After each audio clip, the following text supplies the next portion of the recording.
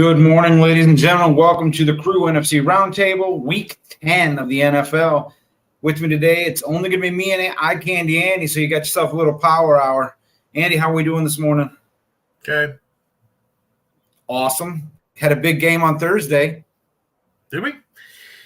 Yeah. Yes, sir. Well, So, before we get into the game,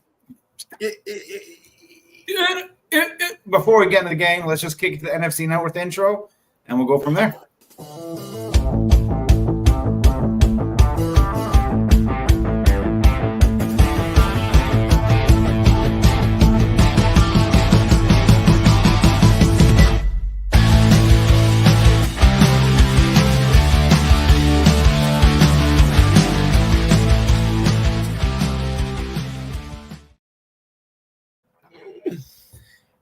There we go. Quick and easy. Thursday night football. Bears actually start the week. So I get all the notifications and things like that after the fact because I was having a kind of a interesting week to say the very least. Next thing I know, I'm like, wait a minute, who was playing? What happened? Who won? And so you mentioned awesome. You mentioned offline the fact that whenever I don't pick the Bears, they seem to win. So I think we have a new thing. Well, I mean, they didn't do much. Their defense played well, but Bears really didn't do much. Bears win the game 16-13 and quite possibly the highest golf score of all time. I mean, I think Tiger Woods drove for more yards than both teams combined. A win is a win. As you mentioned, you had, of course, Tyson Badgett go for 20 for 33 for 162. No turnovers. It wasn't too shabby. I mean, that was something that. Well, I mean, you had other quarterbacks in the league that have actually done that and still won the game. Just very simply as a game manager, and that's pretty much all we had was a game manager that. Fortunately, against Carolina, who I think is like 1-7, 1-8 now, or whatever. 1-7 or 1-6, I think. Yeah. 1-8, something like that. So, if it was against a team that potentially could have been a little bit better, offensively, output wise, and who knows, maybe the Bears would have scored 30, 35. Well, let me give you my takeaways from that game, and then I'll get into I'll give you my Bears takeaways. Give you the Bears stats that I looked at, and then I'll give you the Panthers takeaway and the Panthers information or the stats. Okay, Bears, like you said, Badgett went 20 of 33 for 162 yards, 0 turnovers.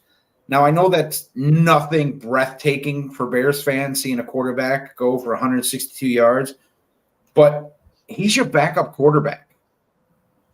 Badgett proved that he is a serviceable, not that that's a great word to use, but he's a serviceable NFL backup quarterback. He kept your team in position to win the game. He didn't force you into any losing situations. Granted, like I said, he didn't push the ball down the field at all. He didn't make any jaw-dropping plays, but he didn't cost you as a team. So you got to give him a solid B for that because, once again, backup quarterback, not turning the ball over, and kept your team in the position to win the game. You got DJ Moore. DJ Moore, 5 receptions, 58 yards. You're averaging over 10 yards a reception. DJ Moore is the future. DJ Moore is who the Bears need to build their team around. Forget about going out and getting a new quarterback. Forget about any of that. Get yourself someone to put with DJ Moore to where you're taking some pressure off him and get him the ball early.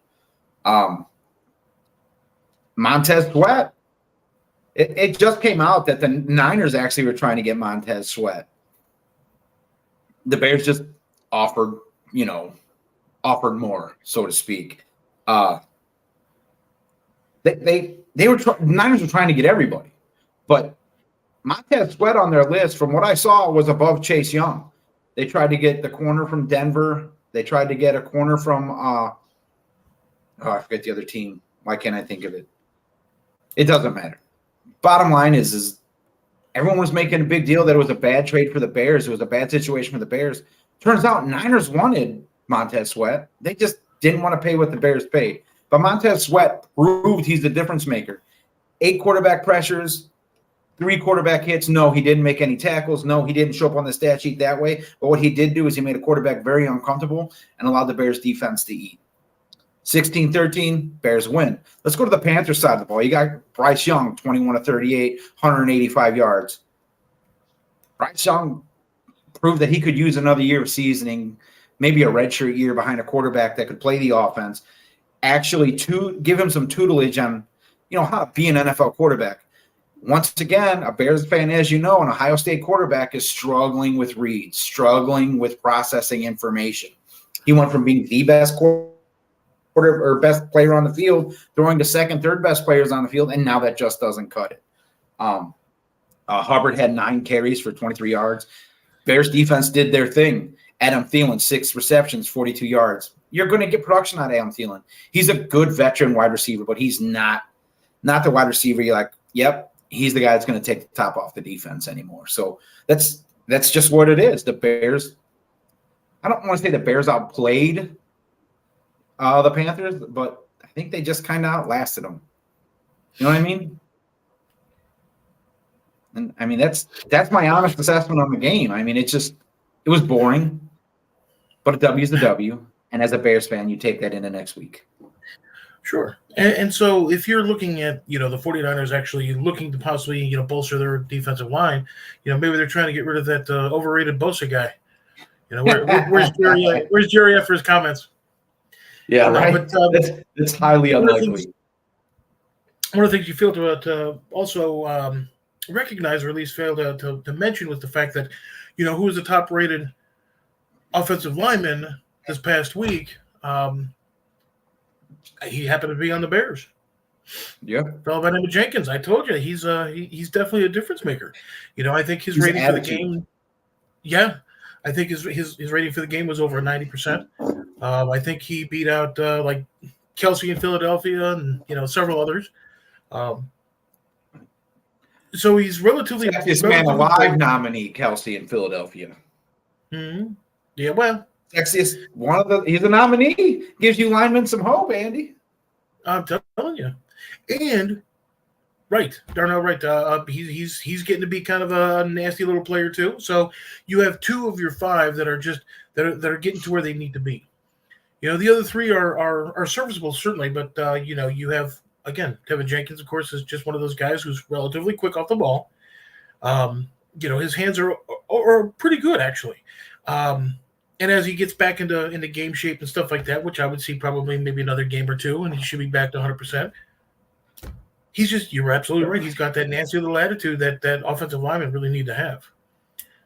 And it changes the complexion of your line.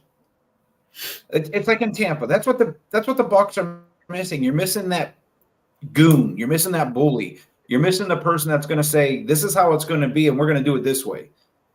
With Jensen being out, the Bucs offensive line totally, the attitude and everything changed, right? With Jenkins in, the Bears offensive line, their attitude, their demeanor, it's different. They're just a meaner team with him in the game. Right. And you need that. You need that. Go ahead. You could protect the quarterback a little bit better. You give him that few extra, tenths of a second. Then he can actually make your first, second, third reads and chuck it down the way, or you can throw it in the flat, whatever, or take off.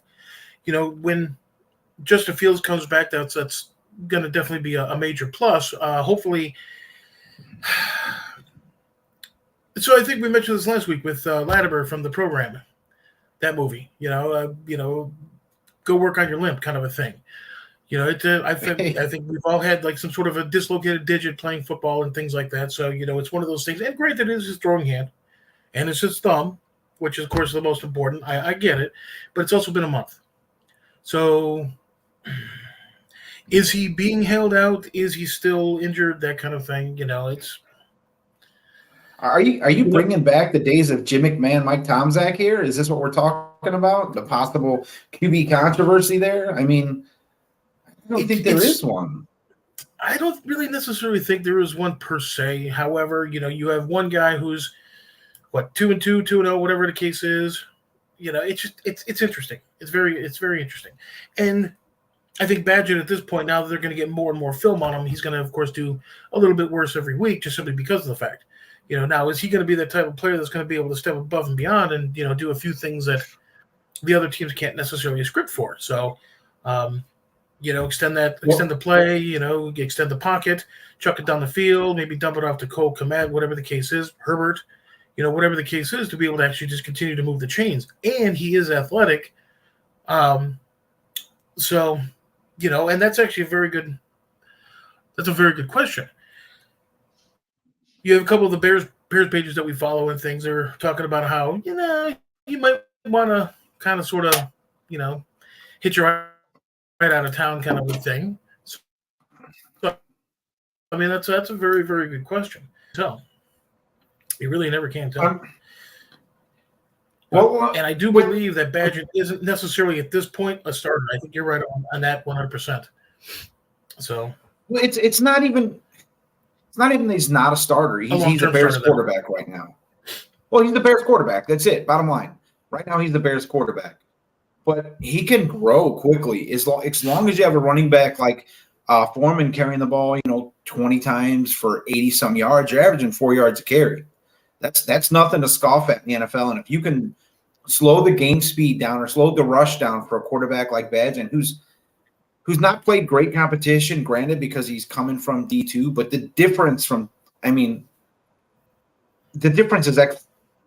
exponential from D2 to the NFL, granted. But football's football end of the day, right? He's just got to play within his means and get the job done. And he proved he can do that, giving your defense a chance to actually keep the game close, give your defense a chance to win the field position battle, and you got a chance to win the game there. Sure. And if you're on that level, I agree the fact that the Bears have as long as you can actually get the ball to where it needs to be, you can be successful. For example, I wouldn't necessarily say that old Sexy Rexy, you remember him, of course, led the Bears to the Super Bowl in '06. Kyle Orton led the Bears to that Super Bowl. Kyle Orton, especially. He ended up in Denver and actually did okay in Denver. But the point is, you didn't necessarily have a quarterback that was just completely, blazing the league. He wasn't throwing 300 yards a game. He wasn't throwing 3 touchdowns a game. You're kind of like Kirk Cousins in it, to where you're managing the game, you're getting it where it needs to be, you're scoring enough points and letting your defense do what they do. And if you have people like Foreman, for example, Dante Foreman, 86 attempts, 367 yards, 4.3 average, long of 22, 3 touchdowns. That's what he's done the year. And how many games has he played this year? I agree. And that's what I'm trying to get at. You have an offense in place that you can be successful with as long as you let them play within their means. If you're not expecting Justin Fields to go out there and make a 6 progression read and let him play the same game that Badgett is playing, you're going to see difference. You're going to see a different style of play. You're going to see a faster tempoed offense. It's going to shock a lot of you Bears fans. Yeah. What's up, Sean? Washington and the University of North Carolina. I think Duke ended up doing a little something yesterday in that game. Wow. Anyway, that's why you got to be a UCF fan. Being a North Carolina fan and a Duke fan, and you're like talking about football, has got to feel like sitting in a room full of someone that speaks a different language, and you're just there trying to figure out what they're saying. You're picking up little snippets like touchdown and first down and incompletion, but I don't know if that's a good thing. I don't know if that's a good thing or a bad thing. Double overtime versus Duke. Really? Duke can run the ball. They're a good team. We're not talking college football. That's his show. Let's get back on track here. You had brought up Kirk Cousins, who's not going to be playing today in Minnesota, not going to be playing the rest of the year in Minnesota, probably not going to be playing the rest of his career in Minnesota. Josh Dobbs has had a week of practice. He's going to come into this game starting for the Vikings. Playing the Saints are favored to win by 2.5 in Minnesota. What is your take on this game? Do you have any any way you're leaning on this or anything? Well, actually, I kind of picked Minnesota only because that home field advantage sometimes does actually work out. Going for the underdog kind of deal. Oh, I don't know what that means. No. That's skull. Minnesota. We do the chop though a lot. My shoulder isn't hurting as bad today because they didn't play as well last night, but they still got the W, so it's all that matters. But when you play junior high teams, I mean that's usually what happens. Come on now. UCF, Miami, bro. Don't bring that at me. Okay, so we have beat the crap out of Oklahoma State.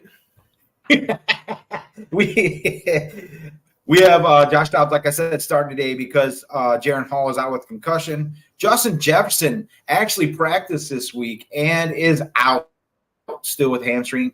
I guess he tweaked it later on in the day. Your defensive lineman, Lowry, is out with a groin injury. And then, KJ Osborne's questionable. TJ Hawkinson is questionable. Those are two of the biggest issues I have right now for the Vikings going into this game.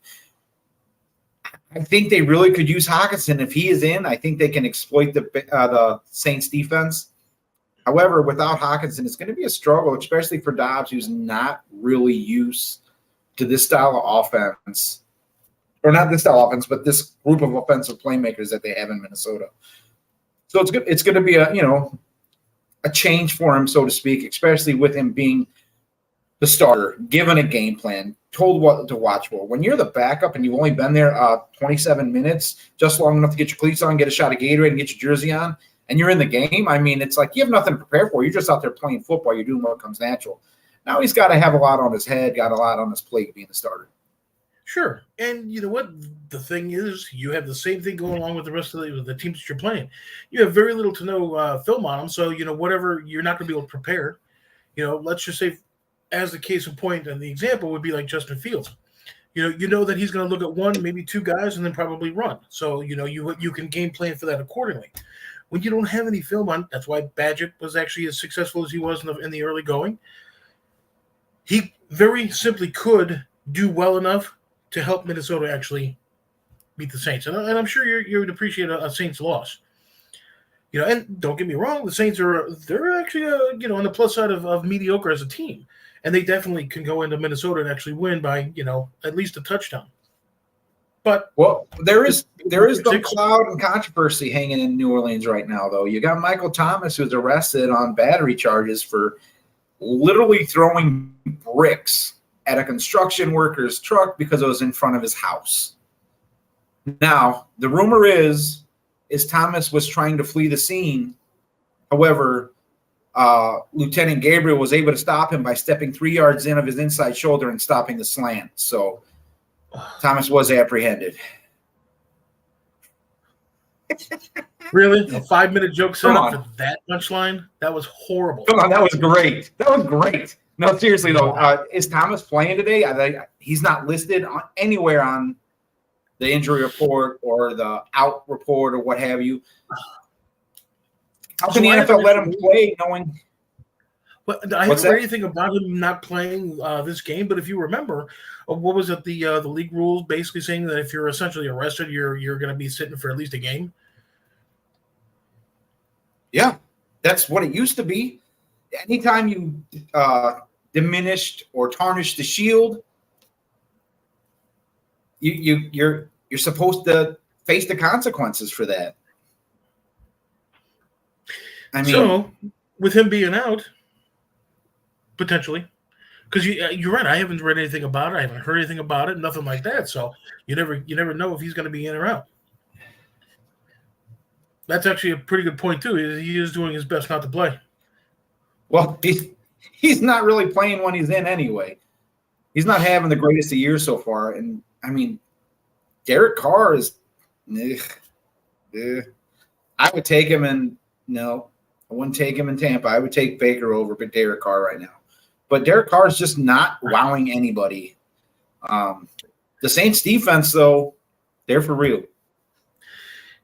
And that might be scheme. That's what we're talking about. You have all these like Ohio State quarterbacks that come out of college and stuff like that, and they can't necessarily read as fast as they should be able to. And Then you have some. Take the renaissance of Geno Smith up in Seattle, for example. His career was all but dead. Next thing you know, he goes up to Seattle and Mr. All-Pro. But I think Geno Smith's situation is a little different because he was a cancer in the locker room to a point. He rubbed people the wrong way. He got punched in the jaw early on in his Jets career, changed the whole culture of that locker room, changed how they looked at him, changed how the coaching staff looked at him. So that pretty much said and that carried with him everywhere he went. And then he got a fresh start. You know what I mean? He wasn't even supposed to be the starter in Seattle. It was supposed to be Drew Lock, right? And he beat out Drew Lock. So then he learned the respect of that locker room, and now they'll follow him. He wasn't given anything there. You're also looking at a Pete Carroll scheme because, look what happened with Matt Leinart when he was coming out of USC. Huge accolades coming out. He gets to the NFL, and he's like, Yep. But you never know. Personally, I think that the Bears are going to do probably, I would say, a little bit better than not. Almost to the point where they're probably going to end up getting not getting the first pick in the draft. Oh, they'll have it with Carolina, so you're all right. And there's one more game up in the Great White North, if you will. You got the Green Bay Packers taking their walking wounded into Pittsburgh to face the Steelers and the Micah Fitzpatrick-less defense.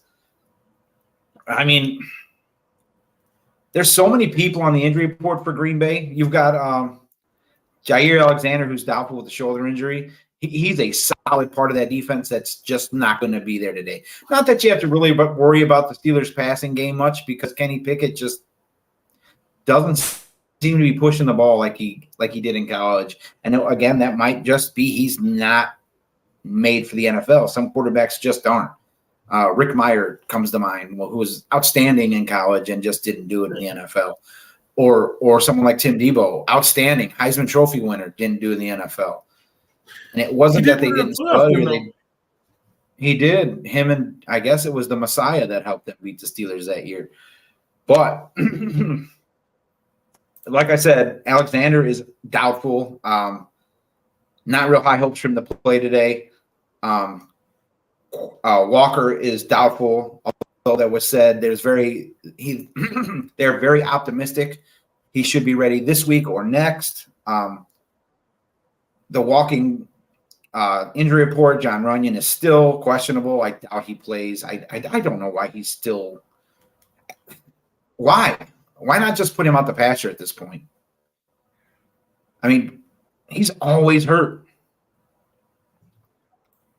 But the Steelers come in fairly healthy. Like I said, you got Minka Fitzpatrick out and their defensive lineman Adams with the ankle injury who's questionable. Other than that, he's out, sorry.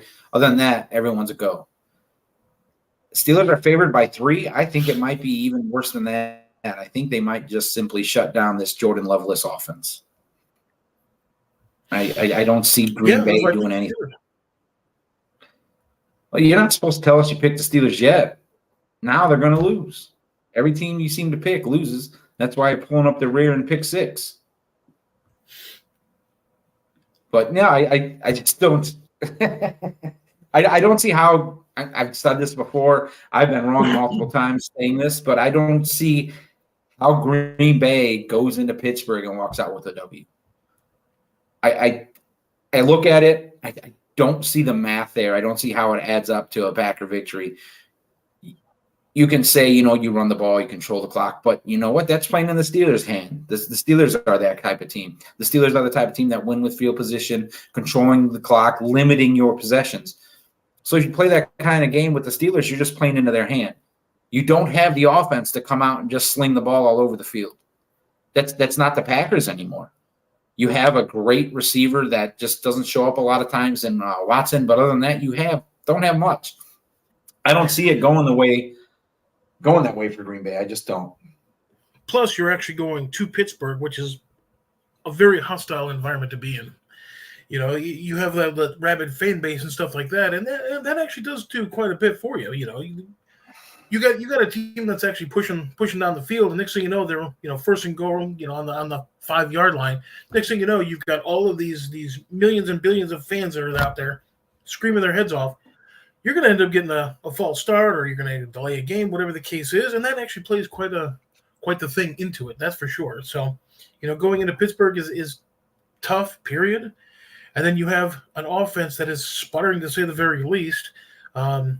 It's just, and you very simply have, and you mentioned it, the walking wounded, so which means you have no quarterback protection. And, Jordan Love's the kind of guy that needs that extra second or so to be able to find where he wants to go with it.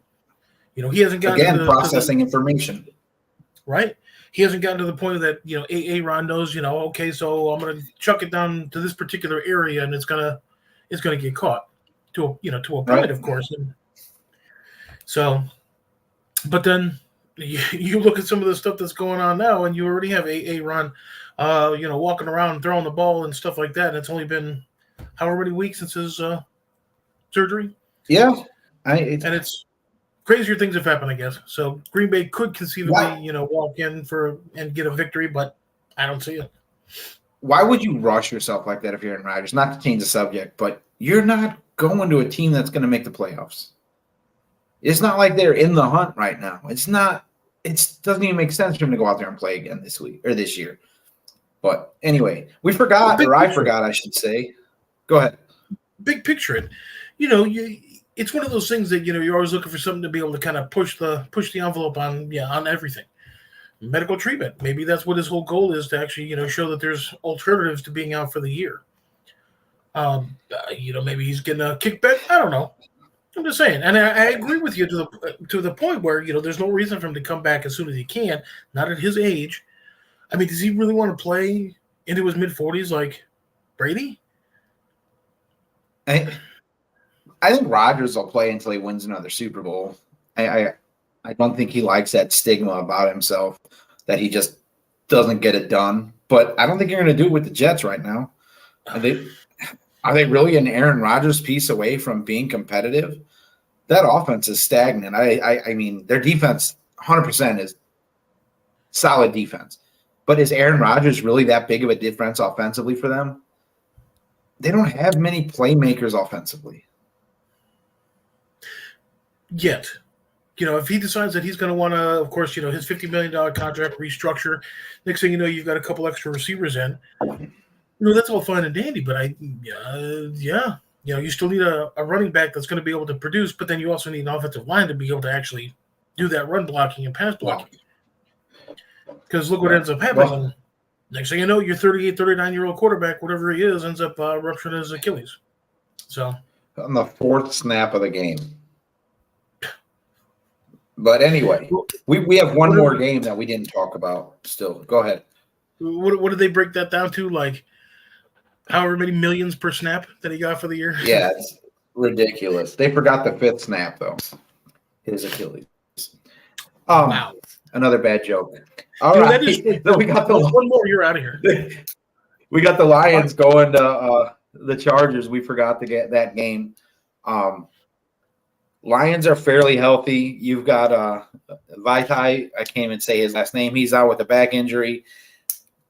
And then Levi, something with an O, ends in the E, is doubtful for today's game. Chargers, everyone's a go. Everyone's healthy, playing at home. The only thing about being a Chargers home game is the Chargers don't really have that fan following. I think Detroit could put, 45, 50% fan base in that stadium. So does that take the home field advantage away?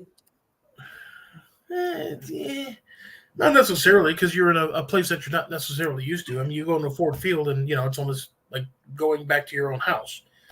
So, everything's going to be a little bit different. You have to go from the hotel to the stadium, and now you're like 30 minutes of traffic, and it's like 2.5 blocks away, that kind of thing.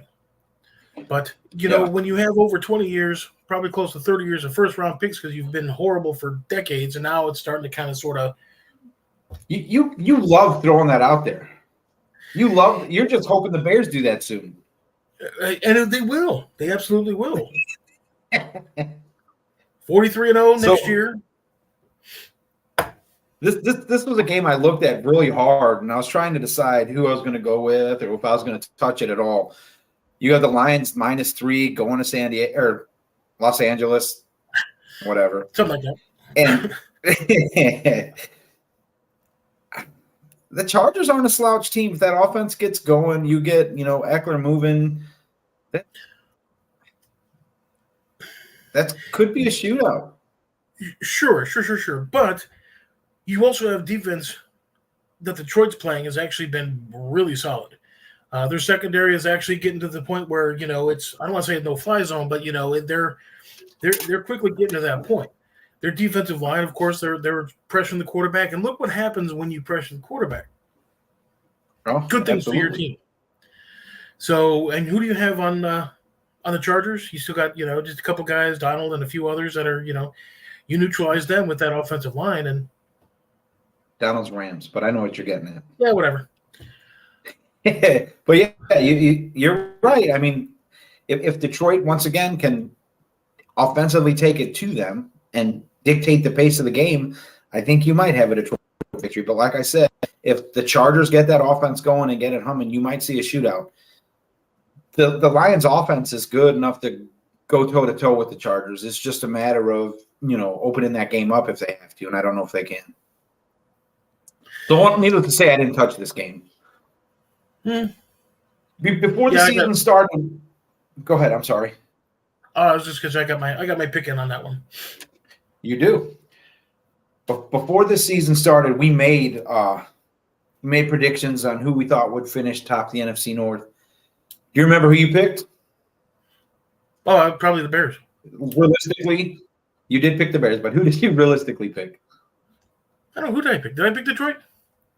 You picked Detroit. Yeah. And everybody but me picked Detroit. And I thought Detroit would be good going into the season. And I thought they'd be competitive going into the season. But I also thought Minnesota would be playing a lot better than they had. But they are stepping into stride now. So you might see a two-team race coming into the final weeks of the season. So just wanted to let you know you were right. As we covered earlier, with Dobbs and stuff like that. I mean, granted, pick-wise, we already know that I picked the Vikings. But, you're looking relatively long-term. I don't know if that's going to necessarily be the answer. So I don't really see them. And in all honesty, if the Bears start playing like they have been to a point where their defense is actually making sure that their offense, no matter how sporadic it might be, is on the top, you never can tell. The Bears might end up finishing the second. I think there's a 4-game lead or whatever Detroit has. I don't think that's insurmountable, really, unless Detroit decides that they're going to lose the rest of the games throughout the year. But, yeah, I definitely think Detroit's probably going to end up pulling out this year. Of course I'm right. Of course. So a lot of these upcoming games and the rest of the schedule are intertwined. We've already covered the Saints game. We've covered the Panthers game. We've covered, a lot of the NFC South games already. We do have the Niners in the NFC West taking on the Jags. This could be the game of the week. This could be, the Niners only picked by 3 going into a hostile environment in Jacksonville. Again, Jacksonville being a Florida team, it's hard to have a hostile environment in Florida because it's such a transient state and everybody, it's a destination. Everybody wants to go down south, especially this time of year when it's warm. Not saying it's cold in San Francisco, but it's not like you're going to watch a game in Chicago. If you're a Niners fan, you're not going to Chicago to watch a game. You're going someplace nice. You're going someplace where there's going to be stuff to do outside. So a lot of fans are going to end up filling that stadium for San Francisco. And the Niners travel well, right? I mean, their fan base is one of the best in the league. But Niners head into Jacksonville. Can you imagine? Were you thinking at the beginning of the year, even last year, whatever the case was, they were saying one of the top teams in the NFL was going to be the Jacksonville Jaguars? I do. You lied like a bloody rug. There they are. That's what I said. I was saying how great Jacksonville is going to be because they have the awesome quarterback play and wide receivers, and their defense is outstanding. And I saw them winning the Super Bowl in a couple of years. Okay, but no, seriously. Once again, I did not get the memo about more than drinking because I definitely would have partook. So the Niners come in fairly healthy. You got their guard Aaron Banks out with a toe injury, and Drake Jackson, their defensive end, out with a knee injury. Other than that, I mean, you got a couple people that are questionable. The good news for the Niners fans is Deebo Samuel is back. That's huge if you're a Niners fan. You have some more weapons to give your – I get Brock Purdy. I mean, he's better than Dak Prescott, I guess. Who is it?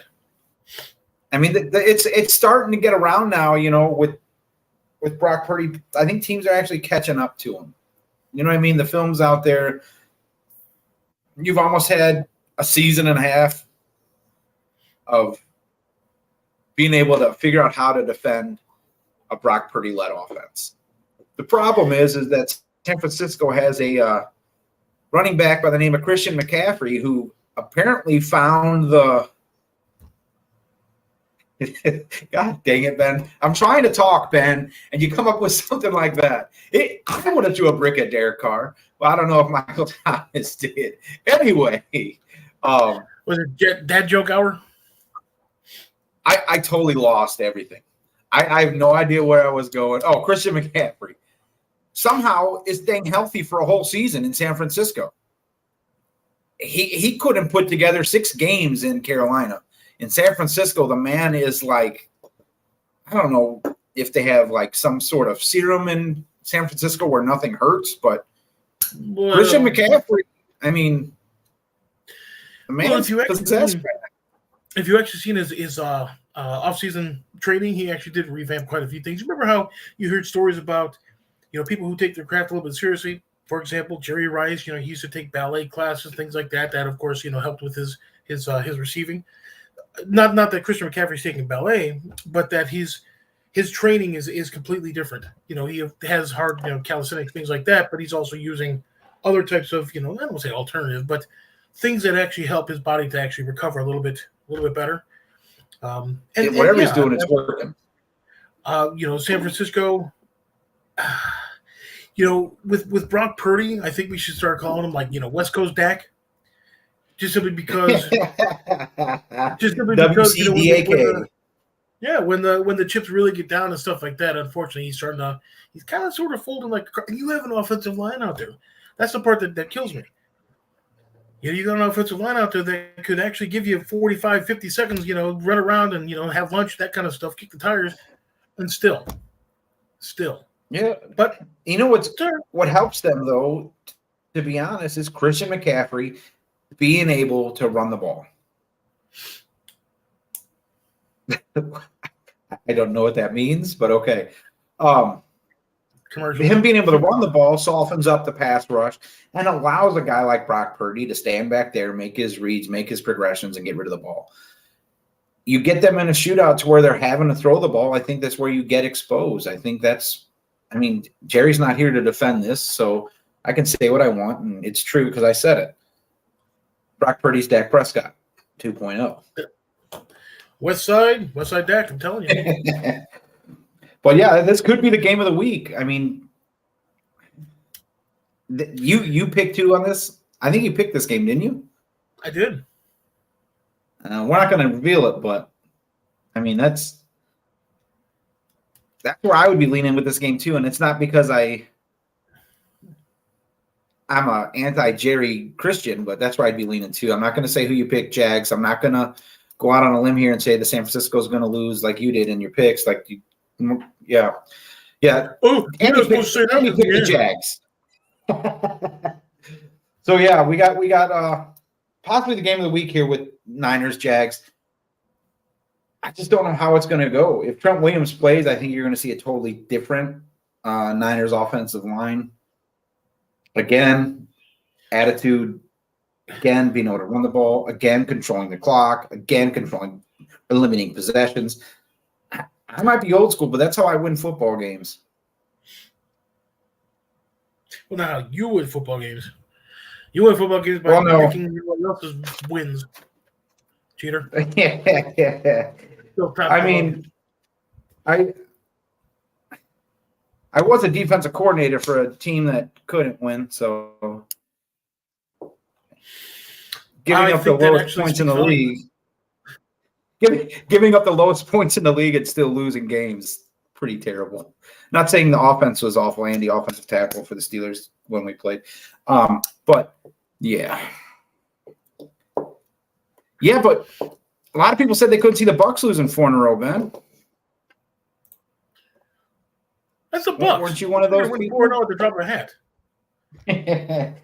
The Niners lose 4 in a row. It's a different story than if the Bucs lose 4 in a row. The Niners lose 4 in a row. It's like, all right, we can right the ship. The Bucs lose 4 in a row, and everyone's calling for Todd Bowles' head. Well, see, that's the other thing, because if you lose 4 in a row, being in the South, you're still in first place. Well, we're in third. But, yeah, we're still in. You can literally go 0-18, and you're like in second place, tied for second place. well, since you're teasing the Bucs, might as well go into the Bucs. I ain't going to play my great intro. We'll just go right to the South. You got a new intro? Well, yeah, I've always got a new intro. We won't play it, though. The Bucs come into this game favored by 1 point. What? 1 point. At home. 1 point. How are you favored by 1 point when Vegas gives you 3 just for being the home team? But anyway, Bucs come into this game with only Josh Hayes out due to a concussion. Matt Filer is listed as doubtful, although he did practice all week. I think they're just going to let him heal 1 more week. Stinney played well in his stead. So, yeah. Cornerback, he's talking to you, Andy. Cornerback Carlton Davis is listed as questionable. It says on here he has hurt pride, and he is falling victim to being burnt. I don't know what that means. That's what the injury report says. Jamal Dean is injured as well. He's got a concussion because he blew coverage on a touchdown and didn't want to play the rest of the game. So he's questionable. Logan Hall has a groin injury. Trey Palmer is questionable with his neck injury and an illness. He's probably sick from watching this defensive secondary get burned the entire game against a rookie quarterback who put up record numbers against the Bucs last week. And Kalijah Kancey is questionable with a quad injury but is expected to play. The Titans come in, a lot more people out, a lot more people injured. 2 of their starting offensive linemen are out. Guard Daniel Brunskill is out with an ankle. Tackle Matt Petitfrere-ish, something along those lines. PTF. It's got a weird last name. It's French or something. He's out with a shoulder injury. Treylon Burks is out with a concussion. Safety Mike Brown is out with an ankle injury. Ryan Tannehill is questionable. If he is going to play, he will be the backup to Mayo slinging, chugging, coffee drinking Will Levis. Once again, how are you favored by 1 point being the home team against a team with this many injuries, against a team missing 2 starting offensive linemen, against a team playing a rookie quarterback? How? So first off, you're old. I'm pretty sure he was talking to you, Graybeard. Secondly, hey, people with red hair, full head of hair, go gray early. I am bald by choice, beautiful by nature. Actually, no, none of that is correct. Just so you know, none of that is correct. Secondly, I think the NFL actually took away the drop kick 2 points or whatever. So I'm not really sure how you get that singular point, but whatever, it's cool. Third, I thought you said we weren't talking college anymore. As soon as you said Bucs, we're not talking college anymore. I agree. I mean, it's awful, but like Division 4. Ben Cornett, I don't know if you did read the Bucs injury report because you did make a comment about it being accurate, but Carlton Davis is listed with 7th-degree burns on his face and stomach because all he saw was a wide receiver's backside the entire game. How are you in 4-man zone playing the deep out or the deep hash, meaning you have hash brown to sideline or numbers to sideline, however your defense breaks it down, and you get beat deep. I think it's because somebody might have did a little pump action or something like that and brought up the safeties, but I think Todd Bowles might not necessarily survive an extended contract here with the Bucs. But. Yeah, the Glazers aren't going to fire anybody in season, but if they do, it'd be great to see them do it with Bowles. But then that also brings up questions about. That also brings up questions about who's going to be your long-term quarterback.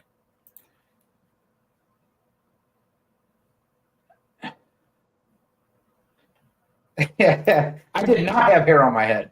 We're not talking about his little head.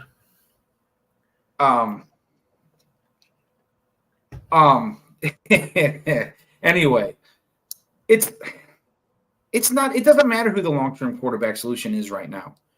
You're not playing to compete for a Super Bowl. You're not playing in any. I mean, if you make the playoffs, you're just hurting yourself going forward. And I know that's terrible to say as a fan, but what are you winning this year? That's what There's another NFC.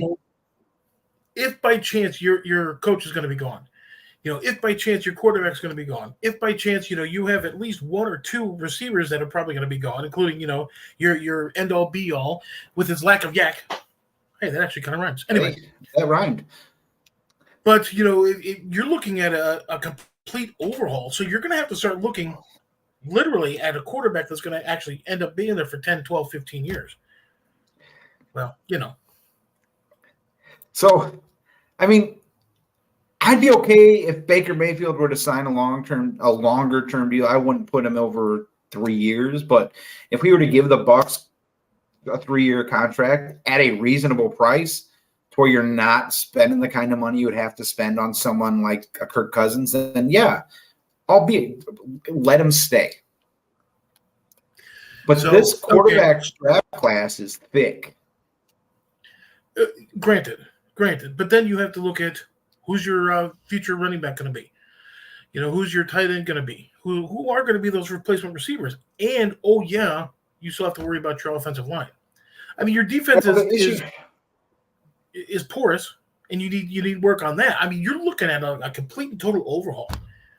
We should have been in full rebuild mode before the season started. But Tampa is so afraid to say, you know what, we're rebuilding because the fans are so damn fickle that there's only a few that you can say are like, not few, but you get what I'm saying, that are true diehard Bucs fans. They're going to be there through the thin years again. But you know what? They have to happen. You bought that Lombardi trophy. You're now paying for it. You've got to rebuild. You've got to go full-blown rebuild.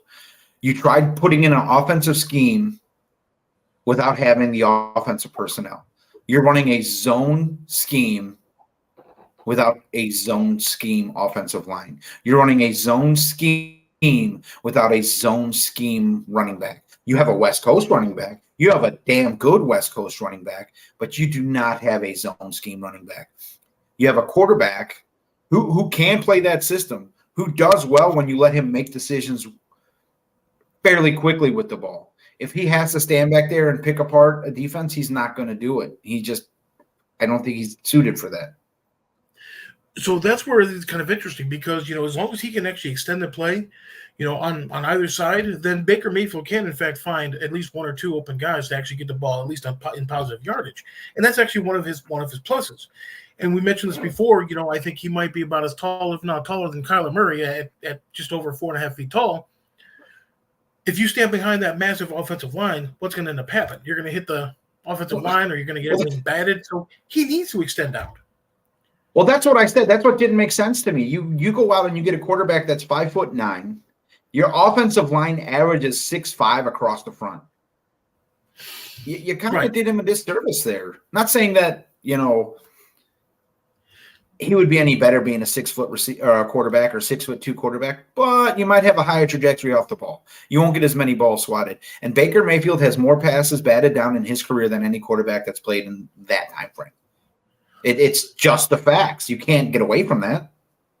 right? And then it gets to the point, that you're looking. I mean, is that going to be somebody that you're going to want to be able to actually pump millions of dollars into for a contract extension when you have those type of things that you have to actually, by getting him out and about, by getting him out to where he can actually see the field.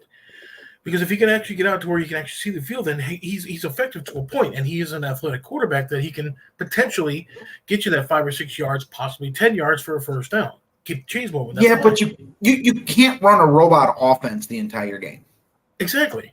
So do you really want to spend that kind of money on a quarterback that you have to do that almost in every play? Baker's not the problem in Tampa. That's the issue that I'm having. That's what I'm struggling with, because he's not turning the ball over. You got 4 turnovers. Granted, he's not making all the reads on the field, but he's not turning the ball over. He's not putting your defense in a position to have to go out and win you the game. Last week, the defense should have won that game. Last week, that offense put up the numbers that defense should have won that game. Last week, that defensive-minded head coach put your team in a position to lose when he chose not to run off the 10 seconds after that Mike Evans fumble recovery at the 14-yard line. You run off those 10 seconds, you're in a different position. Better yet, if you take the timeout, you've got to run the ball once or twice before you throw a pass into the end zone. You can't give a team that much time, 2 timeouts, to go into the final drive of the game. Your defense hasn't stopped them the whole game. What are you thinking?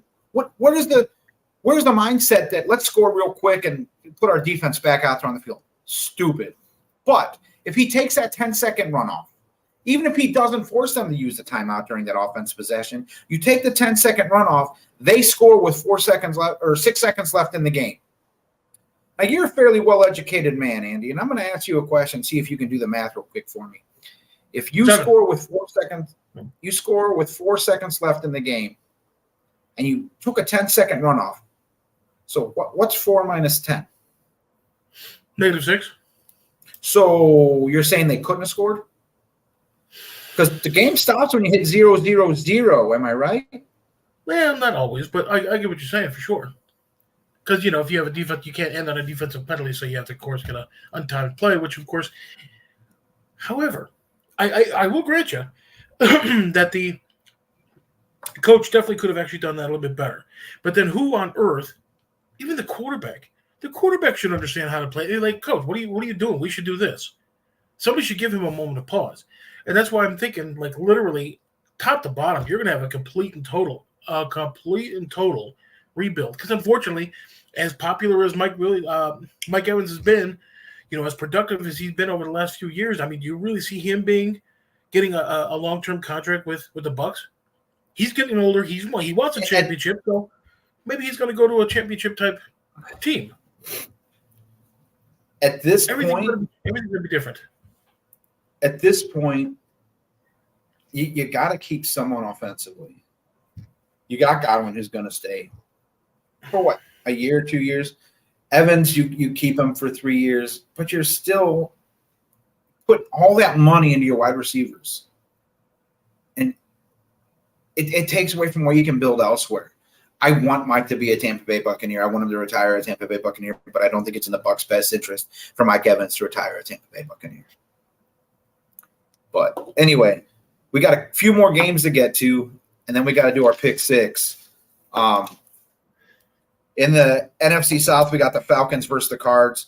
Falcons are going to be without D. Offred and one of their wide receivers that they don't use. So they're favored 1.5 going into Arizona. But the good news for the Cardinals is the fact that Kyler Murray is back today, which is why you saw the Cardinals get rid of Dobbs.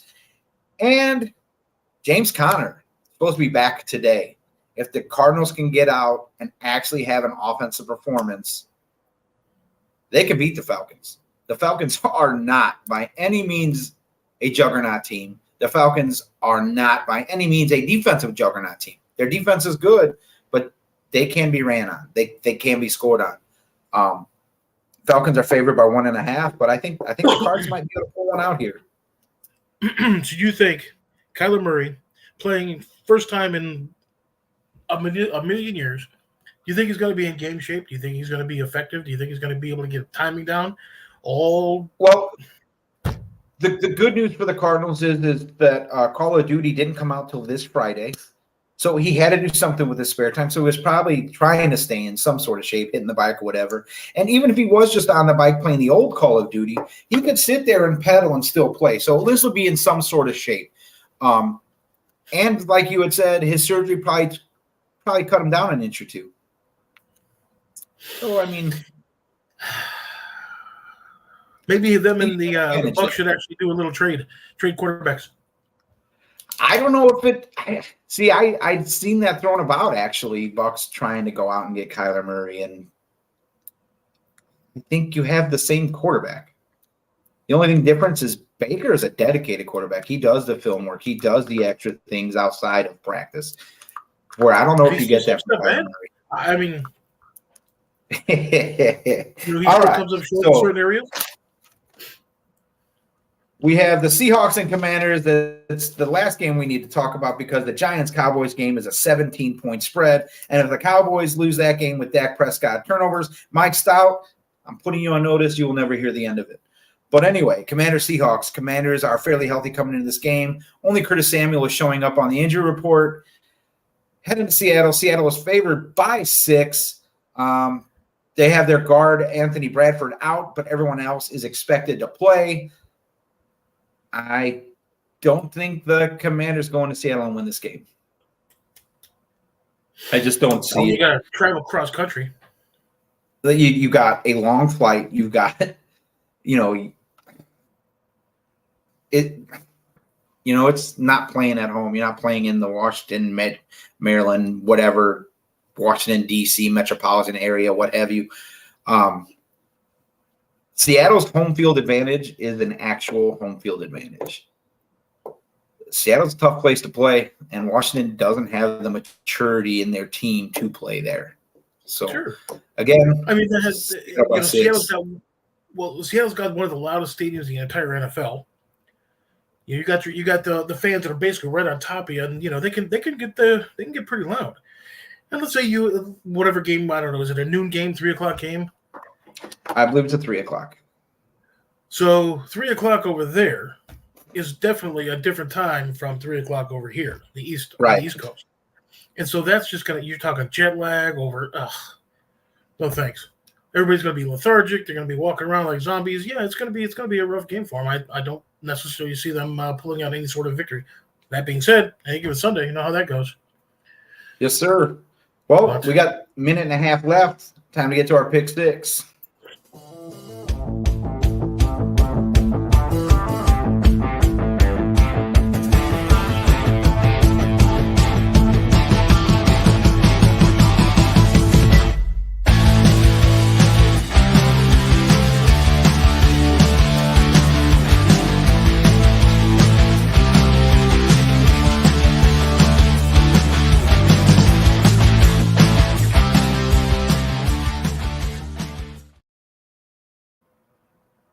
Andy, like I had mentioned earlier in the show, you still, sir, are in the way back.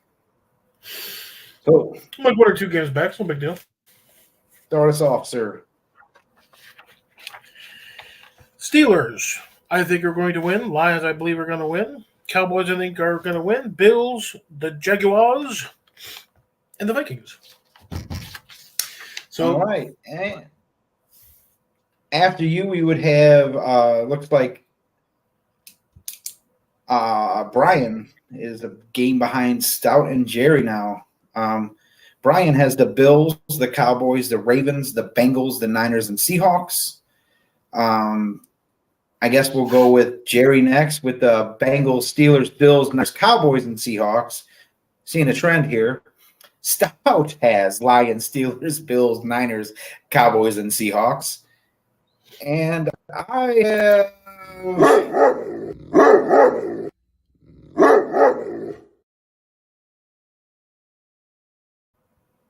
still top dog. I have the Bengals, Steelers, Bills, Vikings, Raiders, and Ravens. And like I said before the show, or even on the show, Andy, you got to quit picking the Bears. I think they're onto something here. You got to just got to let them be. I think chances are, if you're a player, you hey, I did well this game by wearing these socks. I'm going to always wear these socks, and start a tradition. So I think we're going to have to. And see, I was actually going to go the opposite. I was going to say that the team that you actually root for is the team that you automatically get every week, and then you pick your other 5 picks after that. And so you live and die by your own team. Yeah. Until we actually vote on that and implement that, I think I might have to nix going for the Bears in hopes that they're going to win. My only problem with that is I cheer for the Bucs. Oh, granted, but you know what? If you're a fan, you're a fan. It's like being down a game right out the jump. Exactly. Anyway, Andy, it was a pleasure talking with you this weekend. We'll see you again next week. Peace.